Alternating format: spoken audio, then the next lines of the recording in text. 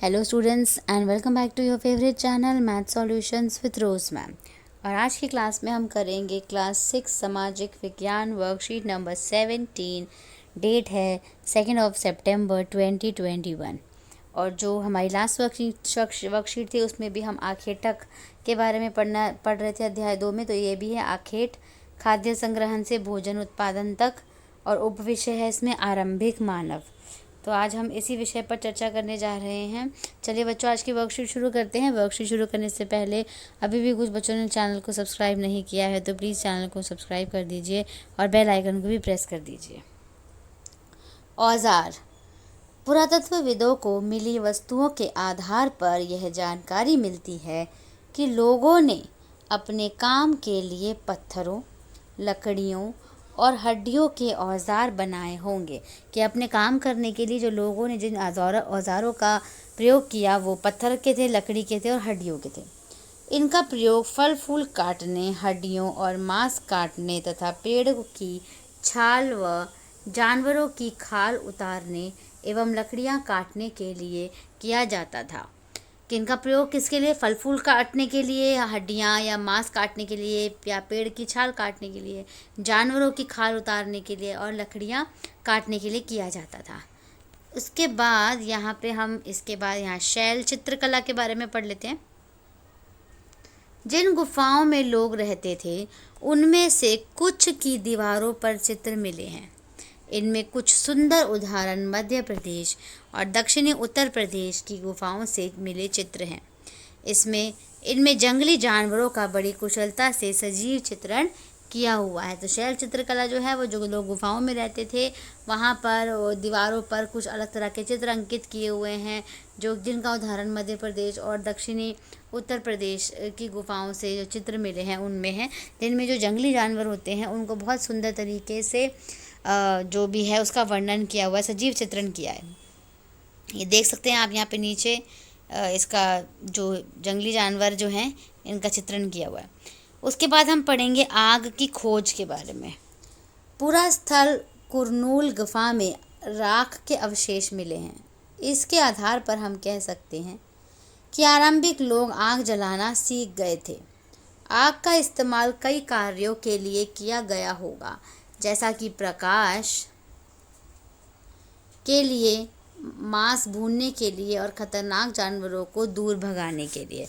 तो जो आग है उसका उपयोग किस किस तरीके से किया हुआ है? मांस भूनने के लिए, प्रकाश के लिए, खतरनाक जानवरों को भगाने के लिए, दूर भगाने के लिए। ठीक है, अब पूरा स्थल के बारे में पढ़ना हम पूरा स्थल के बारे में पढ़ेंगे।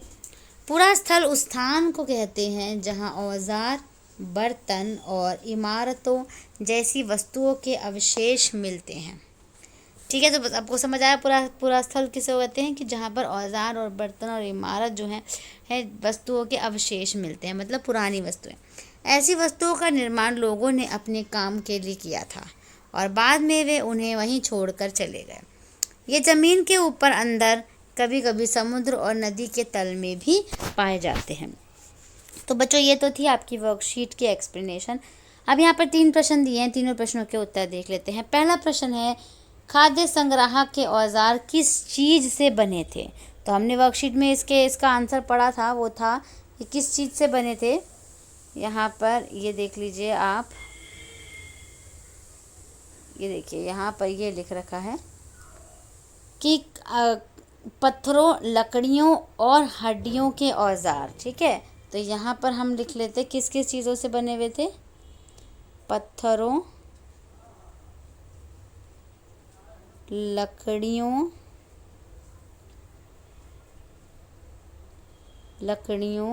व हड्डियों। ठीक है, इसके औजार बने हुए थे, बस यही लिखना है आपको, पत्थरों, लकड़ियों और जो है हड्डियों। फिर है पूरा स्थल किसे कहते हैं? प्रश्न नंबर 1 डन हो गया आपका। प्रश्न नंबर 2 है पूरा स्थल किसे कहते हैं? इसका आंसर भी वर्कशीट में था, यहाँ पे देखिए। पूरा स्थल उस स्थान को कहते हैं, यहाँ से आएगा इसका आंसर, जहाँ औजार, बर्तन और इमारतों जैसी वस्तुओं के अवशेष मिलते हैं। ये है आपका उत्तर नंबर 2। ठीक है, तो उत्तर नंबर 1 भी कंप्लीट हो गया, 2 भी कंप्लीट हो गया। अब हम करेंगे प्रश्न नंबर 3। इसके लिए वापस प्रश्न पे चलते हैं। आरंभिक लोग आग का प्रयोग किन किन कार्यों के लिए करते होंगे? तो पहले की जो आदि मानव जो हैं वो आरंभिक जो लोग हैं सबसे पहले वो जंगलों में रहते थे, तो आग का प्रयोग कैसे करते थे? फल फ्रूट काटने के लिए, है ना, और मांस काटने के लिए, और मांस को भूनने के लिए आग का प्रयोग करने की बात कर रहे हैं ना। आग मांस को भूनने के लिए, यहाँ पे देख लेते हैं, यहाँ पर होगा इसका आंसर, यहाँ पर है, ये देख लीजिए। आग का इस्तेमाल कई कार्यों के लिए किया गया होगा, जैसा कि प्रकाश के लिए, मांस भूनने के लिए और खतरनाक जानवरों को दूर भगाने के लिए। तो ये है आपका उत्तर नंबर 3। तो प्रश्न नंबर 1, 2, 3 हमने यहाँ पर कर लिया। इसी के साथ बच्चों आपकी आज की वर्कशीट जो है ये कंप्लीट हो जाती है। आप इस वर्कशीट को अपनी एसएसटी की कॉपी में नोट डाउन करिए और एसएसटी टीचर को सेंड कर दीजिए। Thank you so much students for watching this full video. फिर मिलेंगे बच्चों नई वीडियो में नई वर्कशीट के साथ। Till then keep supporting my channel and keep watching my channel. और अभी भी कुछ बच्चों ने अगर चैनल को सब्सक्राइब नहीं किया है, प्लीज़ चैनल को सब्सक्राइब कर दीजिए और बेल आइकन को भी प्रेस कर दीजिए। Thank you once again.